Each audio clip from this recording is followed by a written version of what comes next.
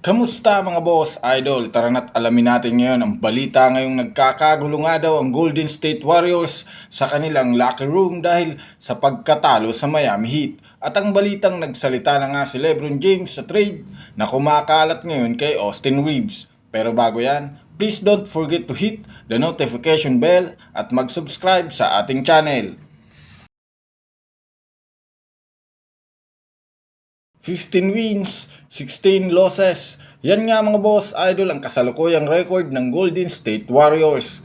Dahil nga sa kanilang pagkatalo ngayong araw kontra sa Miami Heat, ay maraming ang mga fans ang nadismaya. Una nga sa listahan nila ay malaki sana ang advantage ng Warriors dahil hindi nga dito naglaro si Jimmy Butler at pangalawa naman ay sa mismong home court nila ginanap ang laro. Ngunit sa hindi inaasahan, sa dalawang advantage na hawak ngayon ng Warriors ay hindi nga nila ito nagamit ng maayos.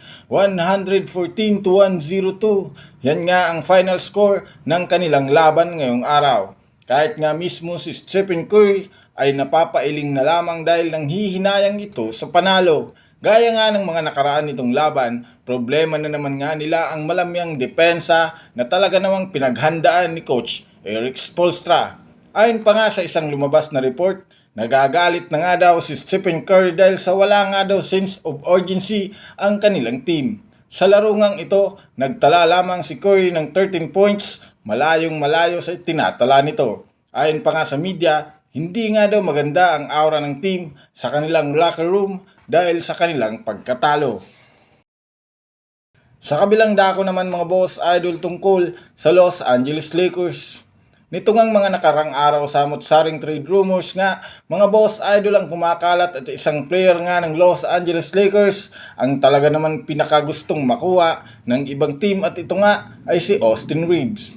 Lingid nga sa kaalaman ng lahat, maituturing ang future superstar ng Lakers si Austin Reeves. Kahit nga si LeBron James ay napareact na rin naman na malaki nga daw ang potensyal ni Austin Reeves. Maaasahan nga daw ito sa mga dikitang laban, ibig sabihin marami pa itong magagawa sa Lakers at kailangan nga ito ni LeBron ngayong kampanya. Ayon pa nga sa naging pahayag ng Lakers insider na si Jovan Buha ng The Athletic, maititrade lamang nga daw at ibibigay ng Lakers Reeves kung ang kapalit nito ay isa ring superstar na magkukomplement sa laruan ni Anthony Davis at LeBron James.